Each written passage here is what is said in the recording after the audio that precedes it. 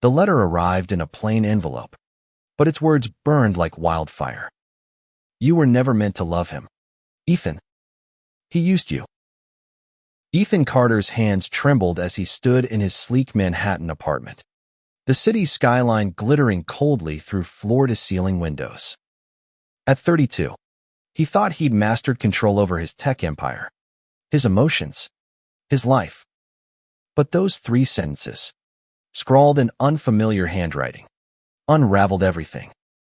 He'd married Julian Hayes 6 months ago, a calculated deal to save his company from collapse.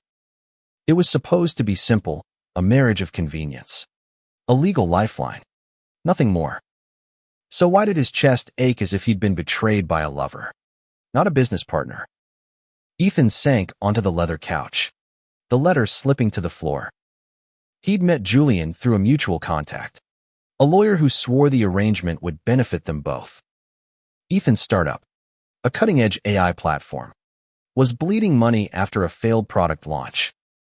Investors were pulling out, and bankruptcy loomed. Julian, a charismatic graphic designer with a knack for closing deals, needed a green card to stay in the U.S. and pursue his career. A marriage certificate, a shared address, a few public appearances. It was a transaction, clean and clear. Or so Ethan thought. He remembered their first meeting at a cramped coffee shop in Brooklyn. Julian, 28, had walked in wearing a faded denim jacket, his warm brown skin glowing under the cafe's dim lights, his smile disarming yet guarded. So, you're the guy who needs a husband to save his empire. Julian had teased, his voice smooth but edged with something Ethan couldn't place. They'd talk for hours, not about the deal, but about music, dreams, the way New York felt alive at 3 a.m. Ethan had walked away thinking, this might actually work. Now, staring at the letter, Ethan felt like a fool. The anonymous note claimed Julian had orchestrated the marriage to dodge deportation and to siphon money from Ethan's company to fund a secret project. He used you. It repeated, each word a blade. Ethan's mind raced. Had Julian's late-night calls, his laughter over takeout, the way his hand lingered on Ethan's shoulder, had it all been a lie? He grabbed his phone, his thumb hovering over Julian's number. Confronting him was the logical move. But Ethan hesitated. What if the letter was wrong? What if Julian, with his quiet intensity and rare vulnerability, had felt something real? Ethan's heart, traitor that it was, clung to the moments they'd shared, moments that felt too raw to be fake. The apartment door clicked open, and Julian stepped inside, his dark curls damp from the autumn rain. Hey, you okay? He asked, his eyes narrowing as he saw Ethan's expression.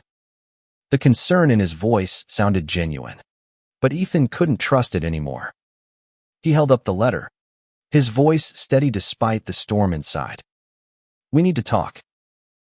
Julian froze, his gaze flicking to the paper. For a split second, Ethan saw something: guilt, fear, or maybe just surprise flash across his face. What's that? Julian asked, his tone too casual. You tell me, Ethan said, stepping closer. Because someone thinks you've been playing me this whole time. The air between them crackled, heavy with unspoken truths. Ethan wanted to scream, to demand answers, but part of him dreaded what Julian might say. Their marriage was a deal. Yes, but somewhere along the line, Ethan had started to fall. And now, he feared, he was about to crash. Julian set his bag down, his movement slow, deliberate. Ethan, whatever that letter says, let me explain. Explain what? Ethan cut in, his voice rising. That you needed me for more than a green card. That you've been draining my company while he stopped, swallowing the words while I fell for you. He couldn't say it. Not yet. Julian's eyes softened, but there was a flicker of something else: defiance. Maybe. You don't know the whole story, he said quietly. And I didn't want you to find out like this. Ethan's heart pounded. He wanted to believe Julian, to cling to the man who'd made him laugh for the first time in years, who'd sat with him through sleepless nights debugging code, who'd looked at him like he was more than a CEO. But the letter's words echoed, "He used you." And Ethan, who'd built his life on logic and control, couldn't ignore the evidence. "Start talking," Ethan said, his voice low. "Dangerous. Because I'm done being your pawn." Julian took a step closer, his hands raised as if approaching a wounded animal. "I never wanted to hurt you," he said, his voice breaking. "But there's something you need to know about me, about why I agreed to this." Ethan's breath caught. The room felt too small, the city too loud. Whatever Julian was about to say, it would change everything. And Ethan wasn't sure he was ready for the truth. Julian's words hung in the air, fragile as glass. Ethan stared at him, searching his face for a lie, but all he saw was a man unraveling. The Manhattan skyline outside flickered with distant lights, a stark contrast to the storm brewing in the apartment. "Tell me," Ethan said, his voice tight. "What's the truth?" Julian ran a hand through his damp curls, his eyes darting to the letter still clutched in Ethan's hand. "It's not what you think," he began, his voice low, almost pleading. "But it's not simple either." Ethan crossed his arms, leaning against the kitchen island to steady himself. "I'm listening." Julian exhaled, his shoulders slumping. "I didn't marry you just for the green card. I mean, yeah, that was part of it. I needed to stay in the U.S. My visa was expiring, and my family back in Brazil, they depend on me. But there's more." He hesitated, his dark eyes meeting Ethan's. "I needed money. Not for me, for them." Ethan's jaw tightened. "So the letter's right. You did take money from my company." "No." Julian's voice cracked, sharp and desperate. "I didn't steal anything. I diverted some of the funds from our joint account, the one we set up for appearances. I thought you wouldn't notice. It was for my sister, Anna. She's sick. Ethan. Cancer. The treatments in Brazil aren't enough. And I couldn't let her." He stopped, his voice choking off. Ethan's anger faltered, but suspicion lingered. "Why didn't you tell me? We're supposed to be partners in this. Julian. You could have asked." Julian laughed bitterly, shaking his head. "Asked? Ethan, you made it clear from day one this was a business deal. No emotions. No complications. You think I could just walk up to you, the guy who schedules his feelings like board meetings, and say, 'Hey, my sister's dying. Can you spot me 50 grand? The word stung, slicing through Ethan's defenses. He'd prided himself on keeping things professional, detached. But hearing Julian lay it bare made him feel cold, mechanical. "I would have helped," Ethan said quietly, unsure if he meant it. "Would you?" Julian challenged, stepping closer. "You barely knew me then. Hell, you barely know me now. We've been living together for 6 months, but you keep me at arm's length. I didn't want to beg." Ethan's mind flashed to their early days' awkward dinners, staged photos for immigration interviews, the way Julian's laugh had started to feel like home. He'd told himself it was all part of the act, but somewhere deep down, he'd wanted it to be real. "So what's the full story?" he asked, his voice softer now. "What else are you hiding?" Julian hesitated, his gaze dropping to the floor. "There's a project," he admitted. "A design startup I've been working on. I used some of the money to keep it afloat, to pay freelancers who were counting on me. I thought if I could make it successful, I'd pay you back. I didn't mean to betray you." Ethan's chest tightened. The letter hadn't lied, but it hadn't told the whole truth either. Julian wasn't a con artist, just a man caught in a web of desperation and dreams. But that didn't erase the sting of being used. You should have trusted me, Ethan said, his voice barely above a whisper. I wanted to, Julian replied, his eyes glistening. But I was scared. Scared you'd see me as a liability, not a partner. Scared you'd end thesis. The word us hit Ethan like a punch. There was an us, wasn't there? Despite the contract, the cold terms, something had grown between them. Late nights talking about their fears. Julian's hand brushing Ethan's while passing a coffee mug.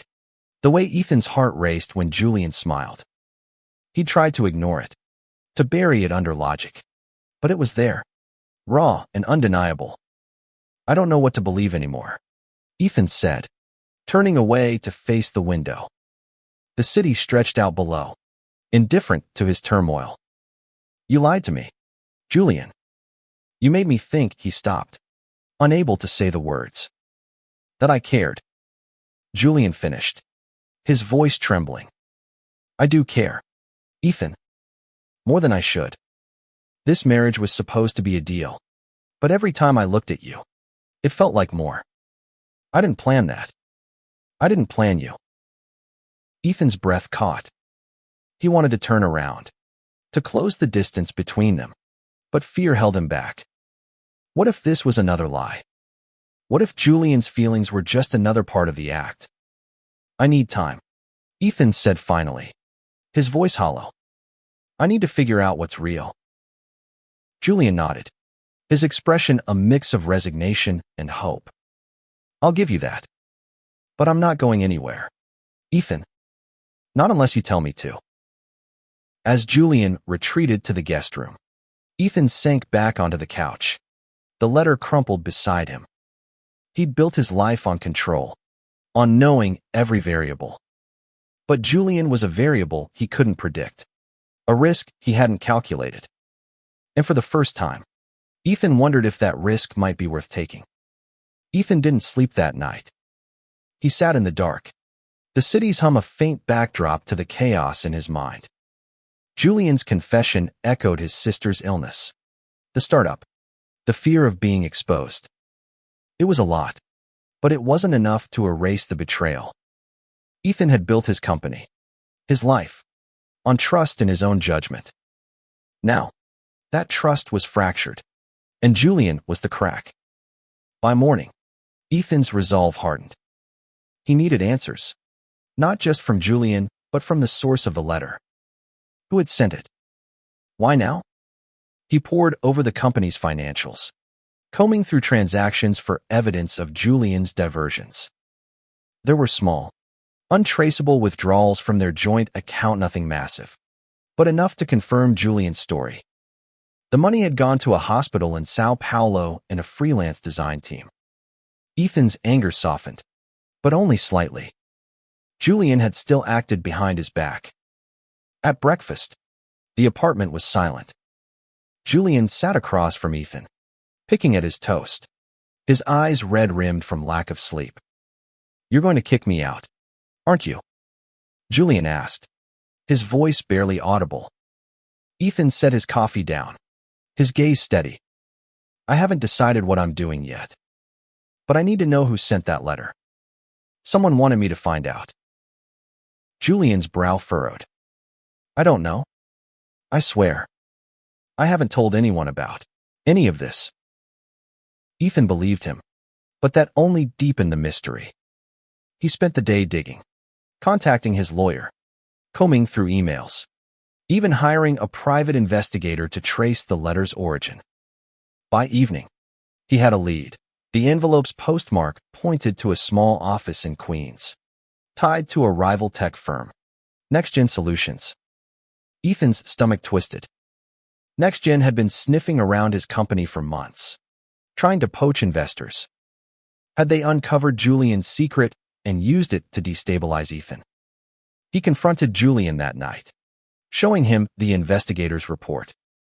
NextGen, Ethan said, tossing the file onto the table. They're behind this. They're trying to ruin me, and they used you to do it. Julian's face paled. I didn't know. Ethan, I know. Ethan cut in, his voice softer than he intended. But you gave them the ammunition. You should have come to me. Julian's shoulders slumped, his hands fidgeting with the edge of the tablecloth. I messed up. I thought I could handle it on my own. I thought you'd never see me as more than a means to an end. The words hit Ethan harder than he expected. He'd spent months keeping Julian at a distance, telling himself it was professional, necessary. But every time Julian laughed, every time their eyes met, Ethan had felt something shift. He'd ignored it, buried it, but it was there, growing like a weed through cracks in concrete. I saw you, Ethan admitted, his voice low. More than I wanted to. Julian's eyes snapped up, wide with surprise. What does that mean? Ethan didn't answer. He couldn't. Instead, he stood and walked to the window, staring out at the city that never stopped moving. We need to deal with NextGen, he said, redirecting the conversation. If they're coming for me, they're coming for you too. We're in this together, whether we like it or not. Julian nodded, a spark of determination in his eyes. What's the plan? For the next week, they worked as a team, something they hadn't done since the early days of their marriage. Ethan pulled strings with his investors, assuring them the company was stable. Julian used his charm to win over skeptical board members, his designs for a new app interface dazzling them. They were good together, better than Ethan had expected. But every late-night meeting, every shared glance, carried a weight neither acknowledged. One night, as they pored over financial reports, Julian reached for the same file as Ethan, their hands brushing. Ethan froze, the touch electric. Julian didn't pull away, his eyes locking onto Ethan's. I'm sorry, Julian whispered, not for the touch, but for everything. Ethan's throat tightened. He wanted to forgive, to let go, but the letter's words still lingered. I know, he said finally, pulling his hand back. But sorry doesn't fix trust. Julian's face fell, but he nodded. I'll earn it back. I promise. As they returned to work, Ethan's heart ached. He wanted to believe Julian, to believe in the man who'd made him feel alive again. But trust was a fragile thing, and Ethan wasn't sure he could rebuild it, not yet. The war with NextGen escalated, and Ethan's world became a battlefield. The rival firm leaked rumors to tech blogs, hinting at financial mismanagement at Ethan's company. Investors called daily, their voices laced with panic. Ethan worked 18-hour days, his mind a blur of numbers and strategies. But Julian was his anchor. Despite the fracture in their trust, Julian threw himself into the fight, his designs and pitches winning back wavering clients. Ethan couldn't help but admire him, even as his heart wrestled with doubt. One evening, in a rare moment of quiet, Julian suggested they attend a charity gala in Midtown. It's a chance to show everyone we're solid, he said, his eyes earnest. You, me, the company together. Ethan agreed, though he dreaded the performance. Playing the happy couple felt like a lie when his feelings were so tangled. At the gala, under chandeliers and clinking glasses, Julian was magnetic. He worked the room, his laughter drawing eyes, his hand occasionally grazing Ethan's arm. To the world, they were a perfect team, but Ethan felt the distance between them. During a slow dance, Julian leaned in, his breath warm against Ethan's ear. I know you're still mad, he whispered. But I'm trying. Ethan, I'm trying for us. Ethan's heart stuttered. He wanted to pull Julian closer, to let the music drown out his doubts. But the letter's shadow lingered. I see you trying, he said, his voice strained. But I need more than effort. I need honesty. Julian's grip tightened, his eyes searching Ethan's. You'll get it. I swear. The moment was broken by a familiar face, Lila, Ethan's old college friend and NextGen's CFO. She approached with a smile that didn't reach her eyes. Ethan, Julian, you two look cozy, she said, her tone dripping with insinuation. Heard you've had some financial hiccups. Ethan's blood ran cold. Lila's presence confirmed his suspicions. Next Gen was behind the letter. We're fine, Lila, he said coolly. Better than ever. Her smile widened. Good to know. Wouldn't want your little arrangement to fall apart. She walked away, leaving Ethan reeling. She knew about the marriage. How? Back at the apartment, Ethan confronted Julian. Lila knows, he said, pacing. She knows this is a deal. Did you tell her? Julian's eyes widened. No. Ethan, I haven't told anyone. I wouldn't. Then how? Ethan snapped, his voice rising. Someone's feeding her information, and it's not me. Julian sank onto the couch, his face pale. I might know how. My ex, Marco, he works at NextGen. I didn't think he'd, but he knew I needed the green card. I told him months ago, before we met. He must have pieced it together. Ethan's stomach churned. Your ex? You told your ex about our deal. It wasn't like that, Julian said, standing. Marco and I were over long before you. I was scared, venting about my visa. I didn't think he'd use it against me against us. Ethan ran a hand through his hair, frustration boiling over. You keep saying us, Julian, but every time I turn around, there's another secret. How am I supposed to trust you? Julian's eyes glistened, his voice breaking. Because I'm in love with you, Ethan. That's why I'm still here, fighting for this. I didn't plan it, but it's real. The words stopped Ethan cold. Love. He'd felt it too, in the quiet moments, in the way Julian's presence filled the empty spaces in his life. But love didn't erase betrayal. I don't know if I can do this, Ethan said, his voice barely audible. Not with all these lies. Julian stepped closer, his hand reaching for Ethan's, but stopping short. Then let me prove it. No more secrets. I'll tell you everything about Marco. The money. My sister. Just don't give up on me. Ethan's heart ached, torn between hope and fear. He wanted to believe Julian, to let himself fall, but the wounds were too fresh. I need time, he said, turning away. And I need to deal with NextGen. As Julian nodded, his face a mask of pain, Ethan knew one thing. This marriage, this deal, had become something neither of them could control. And whether it would save them or destroy them, only time would tell. Ethan threw himself into the fight against NextGen, his days a blur of strategy meetings and late-night calls. But Julian's confession, I am in love with you, echoed in his mind, a melody he couldn't silence. He wanted to confront it, to dissect it, but there was no time. NextGen's attacks were relentless, and Ethan's company teetered on the edge. He hired a cybersecurity team to trace the leaks, confirming Marco, Julian's ex, as the source. Marco had accessed Julian's old emails, piecing together the marriage deal and feeding it to Lila. Ethan's investigator uncovered more. NextGen was planning a hostile takeover, using the leaks to weaken Ethan's position. The betrayal wasn't just personal, it was corporate warfare. Ethan shared the findings with Julian, expecting anger, but Julian's face crumpled. Marco was never like this, he said, his voice hollow. He was jealous, sure, but it's vindictive. Jealous?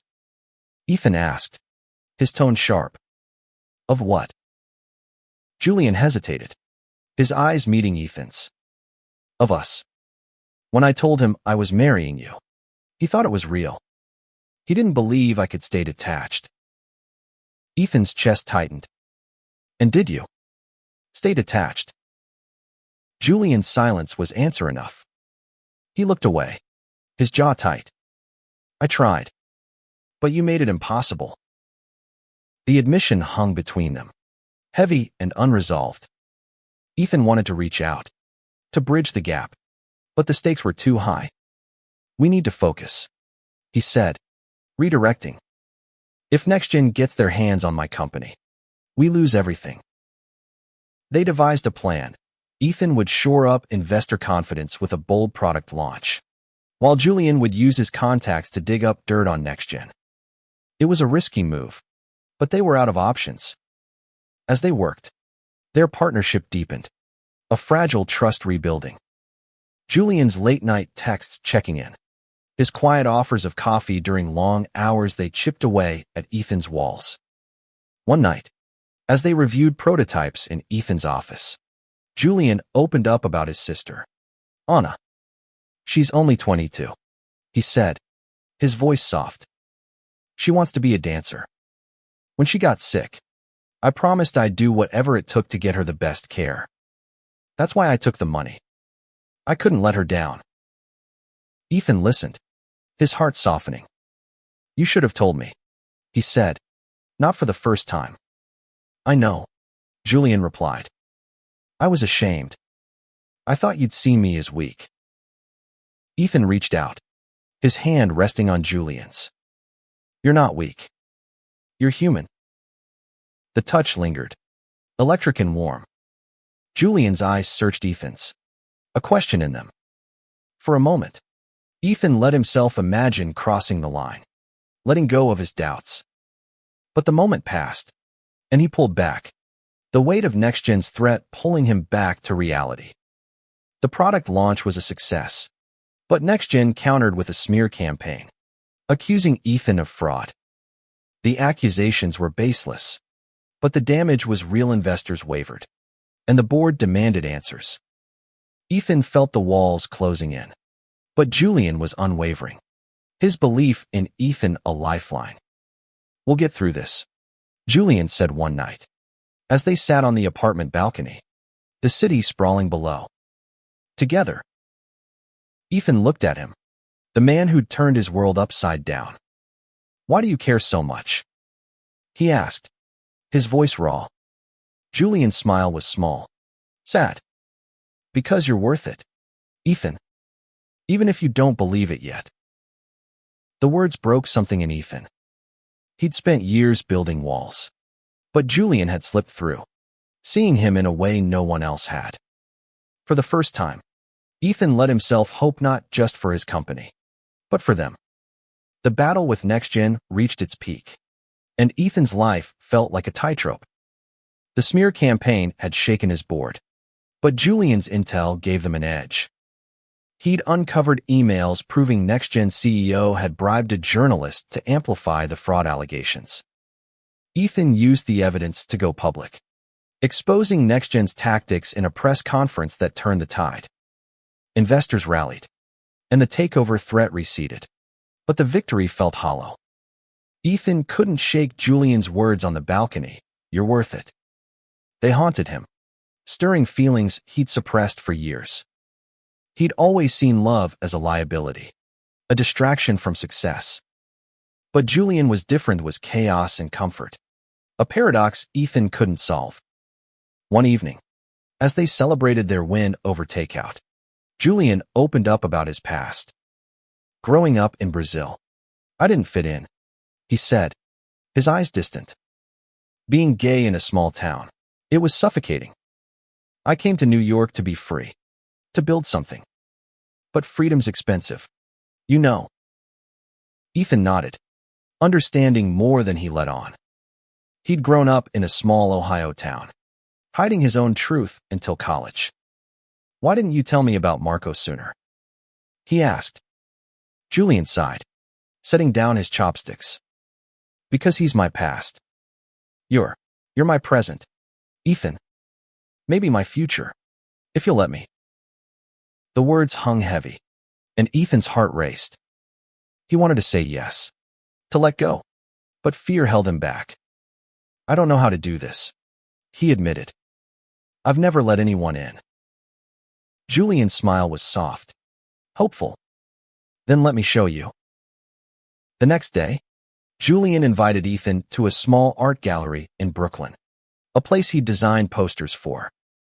The walls were alive with color, and Julian's pride was palpable. "This is what I want to build," he said, gesturing to a vibrant mural. "A world where people can be themselves. No masks." Ethan saw Julian in a new light, not just a partner in a deal, but a man with dreams as big as his own. As they walked home, their shoulders brushing, Ethan felt the walls he'd built begin to crumble. He reached for Julian's hand, tentative at first, then firm. Julian didn't pull away, his fingers intertwining with Ethan's. At the apartment, they stood in the living room, the city's glow filtering through the windows. "I'm scared," Ethan admitted, his voice barely audible. "But I want this. I want you." Julian's eyes softened, and he stepped closer, his hand cupping Ethan's face. "Then let me in, Ethan. No more deals. No more lies. Just us." Their kiss was hesitant at first, then desperate, a collision of need and fear. Ethan felt alive, every nerve on fire. For the first time, he let himself believe in something beyond control, beyond logic. He believed in Julian. But the next morning, a new letter arrived. "You think you've won?" It read. "Ask Julian about the offshore account." Ethan's heart sank. He turned to Julian, who was still asleep, his face peaceful. The trust they'd built felt fragile again, and Ethan knew he couldn't ignore this. Not again. Ethan stared at the new letter, his heart pounding. The offshore account. Another secret. Another betrayal. He wanted to wake Julian, to demand answers, but he couldn't move. Last night's kiss, the warmth of Julian's hand in his had felt so real. Could it all be a lie? He spent the morning investigating, his cybersecurity team tracing the account to a bank in the Cayman Islands. It held $100, 000, linked to Julian's name. Ethan's stomach churned. Was this more money for his sister? His startup? Or something worse? When Julian woke, Ethan was waiting, the letter on the table. "Explain this," he said, his voice cold. Julian's eyes widened as he read, his hands shaking. "Ethan, I don't know about any offshore account. I swear." "Then why's your name on it?" Ethan demanded, his voice rising. "Every time I trust you, something else comes up. What's the truth, Julian?"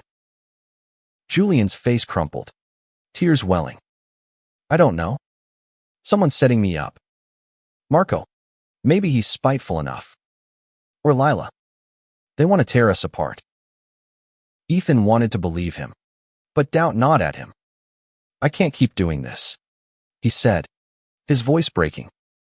"I can't keep wondering if you're lying." Julian stepped closer, his eyes pleading. "Then come with me. To Brazil. Meet Anna. See the hospital bills. My life. I'll show you everything." Ethan hesitated. It was a risk, leaving his company at such a critical time. But he needed the truth, and he needed it from Julian. "Fine," he said. "But if you're lying, we're done."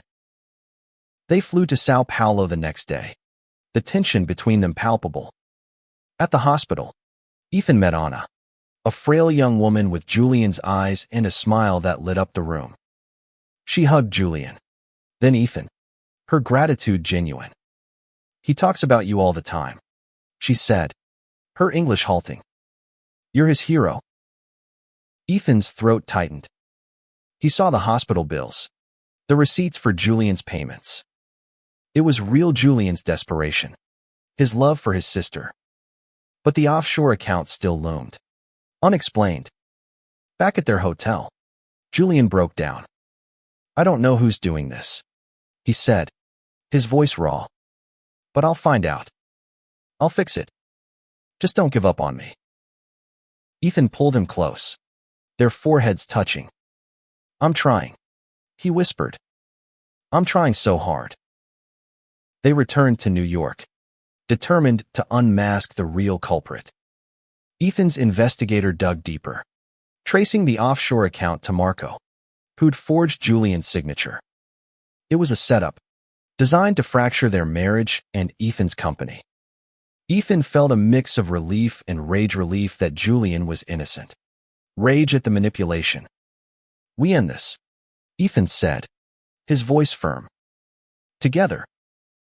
Julian nodded, his hand squeezing Ethan's. Together. Ethan and Julian fought back with everything they had. Armed with proof of Marco's forgery, they confronted NextGen's board, exposing the scheme. Lila and Marco were ousted, and NextGen's reputation took a hit, while Ethan's company stabilized. The victory was sweet, but the real triumph was personal. Back at the apartment, Ethan and Julian sat on the couch, the city quiet outside. I'm sorry, Julian said, his voice soft. For the secrets, for the mess.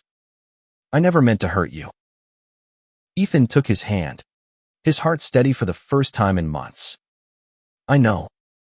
And I'm sorry for not trusting you sooner. I was scared of this. Of us. Julian smiled, his eyes warm. And now? Now, Ethan said, leaning in. I'm all in. Their kiss was different this time, slow. Certain. A promise. The marriage that began as a deal had become a bond, forged in fire and trust. They weren't perfect, but they were real, and that was enough. Months later, they renewed their vows, this time for love, not convenience. Anna, now in remission, flew in from Brazil, her laughter filling the small ceremony. As Ethan looked at Julian, he saw not a stranger, but a partner, a home. The letters, the lies, the battlesteed tested them, broken them, and rebuilt them stronger. Ethan had thought love was a risk he couldn't afford, but with Julian, it was the only risk worth taking.